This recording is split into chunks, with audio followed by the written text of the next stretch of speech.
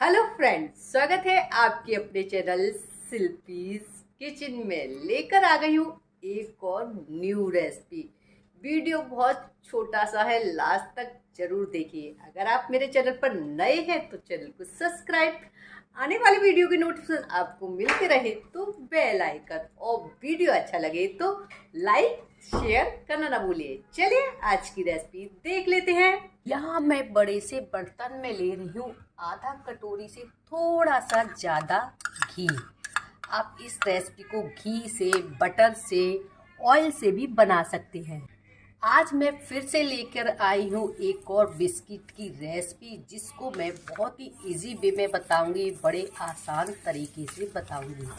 अब यहाँ मैंने आधा कटोरी से थोड़ा सा ज़्यादा घी लिया है, उसमें आधा कटोरी से ही थोड़ा सा कम मैंने यहाँ शुगर लिया है। शुगर पाउडर भी ले सकते हैं आप, साबुत शुगर को भी ले सकते हैं। अब हम लगातार इसको चलाएंगे और बहुत ही लाइट वे में इसको ले आएंगे, यानी कि ये बिल्कुल बटर की तरह दिखने लगेगा और बेक में बहुत ही ज़्यादा हल्का हो जाएगा। आप लोग कहते हैं मुझे कमेंट्स करके कि मैं लेफ्ट हैंड से रेसिपी शूट करती हूँ।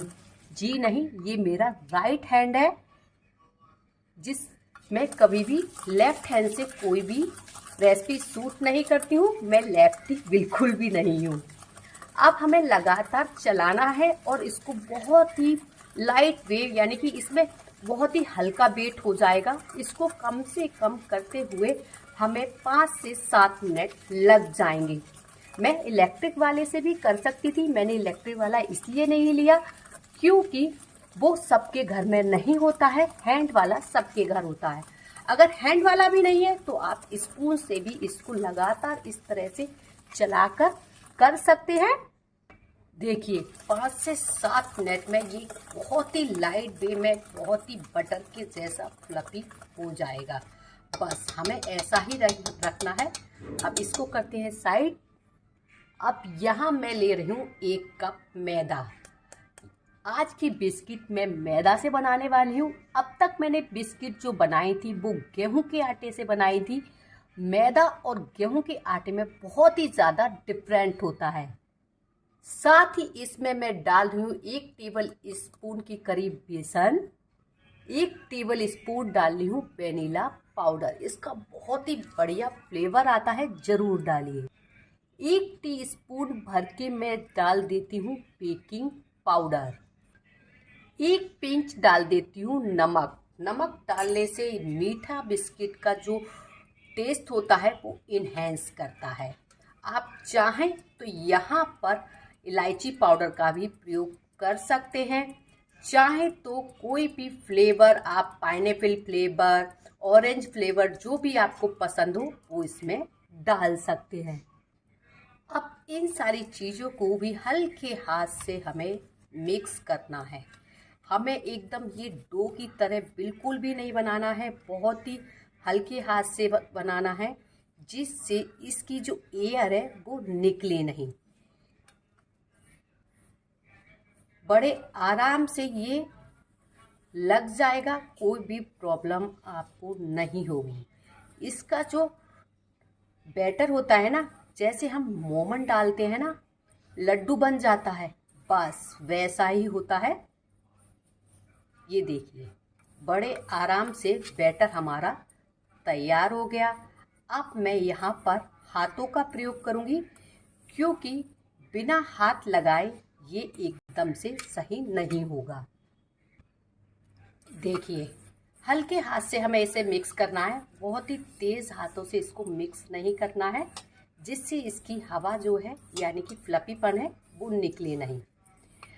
अब मैं आपको बताती हूँ गेहूं के आटे और मैदा से बनाने में क्या फ़र्क है।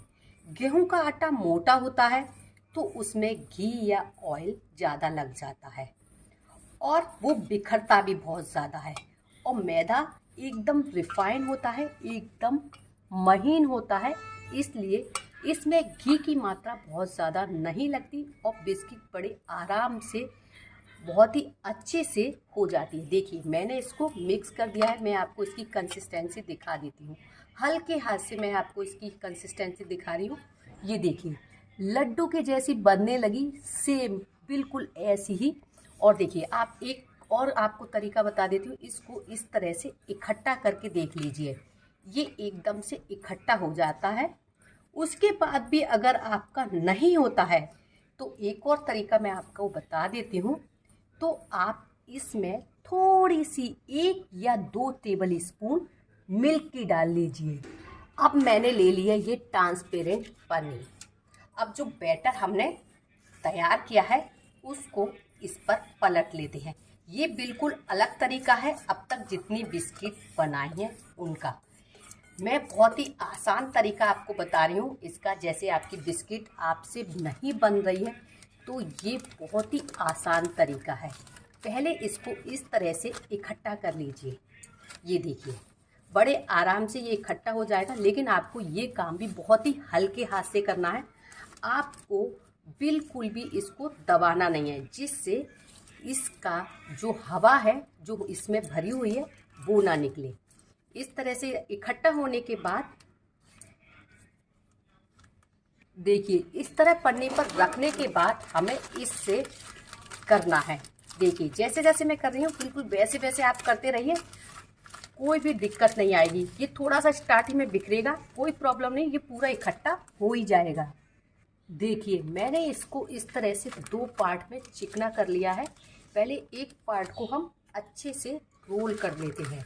देखिए ये इससे करने से क्या होता है, ये बिल्कुल भी बिखरता नहीं है। जैसी आपको शेप देनी है वैसी शेप आपको आती चली जाएगी, लंबी गोल पतली, लेकिन ये चटकता है, ध्यान रखिए। लेकिन आपको ये हल्के ही हाथ से करना है। ये देखिए आपको बिस्किट गोल बनानी है, चौकोर बनानी है, उसी हिसाब से इसको करते जाइए। देखिए इस तरह से मैंने इसको इस चौकोर शेप ले लिया है। ये देखिए पन्नी के साथ से बड़े आराम से ये आ जाती है, कोई भी प्रॉब्लम नहीं होती। हाथों से एक बार करेंगे तो ये चटकेगा बार बार, लेकिन पन्नी से ये बिल्कुल भी नहीं चटकता है। बस हाथों से इस तरह से आप करते जाइए, ये चिकना होता चला जाएगा और चटकन भी नहीं पड़ेगी।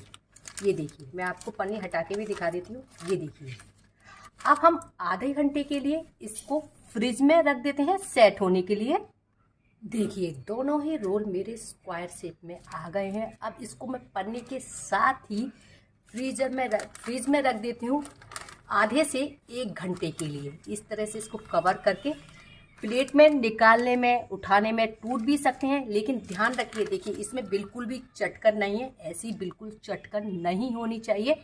चलिए फ्रिज में रख के आपको दिखाती हूँ। यहाँ मैंने ले लिए एक भारी तले की कढ़ाई और इसमें मैं डाल दूंगी 1 कटोरी नमक। नमक डालने से क्या होता है, ये कढ़ाई का बेस हमारा जलता नहीं है।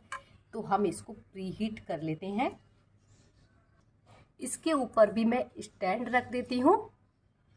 यहाँ मैंने ले लिए एक नॉर्मल प्लेट और इस पर लगा लेती हूँ ये बटर पेपर, जिसको मैंने इसी की साइज का गोल कट कर लिया है। अगर आपके पास बटर पेपर नहीं है, कोई भी नॉर्मल पेपर पर आप ऑयल या घी को अच्छे से स्प्रेड कर लीजिए, बटर पेपर आपका तैयार हो जाए।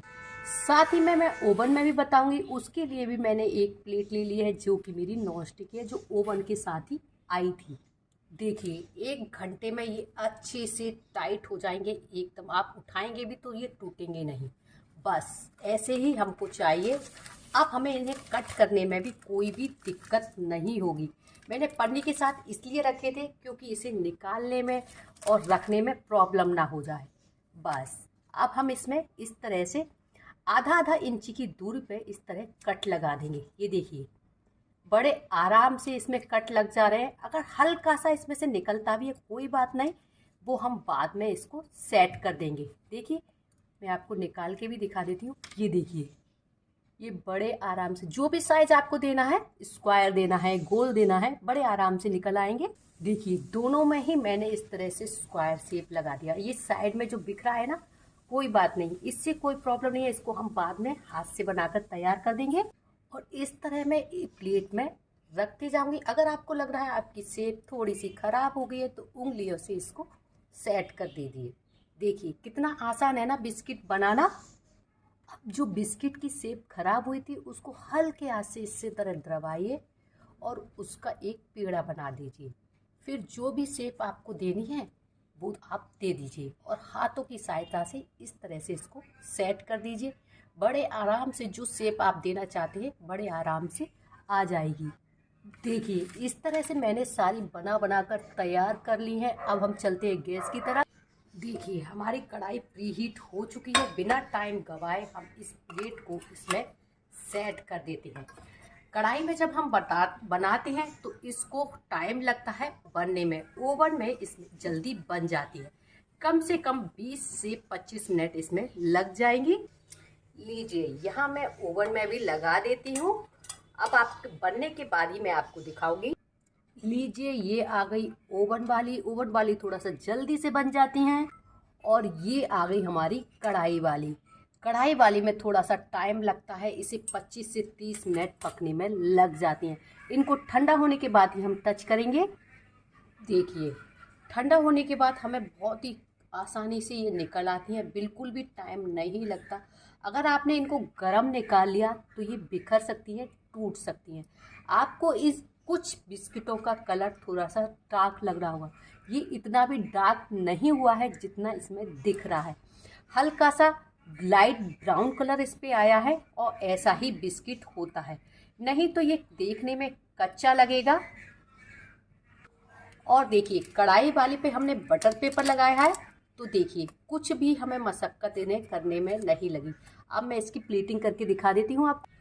आज की ये रेसिपी आपको कैसी लगी कमेंट्स करके ज़रूर बताएं। अच्छी लगी हो तो लाइक शेयर करना ना भूलिए। मिलते हैं नई रेसिपी के साथ। Till then good bye.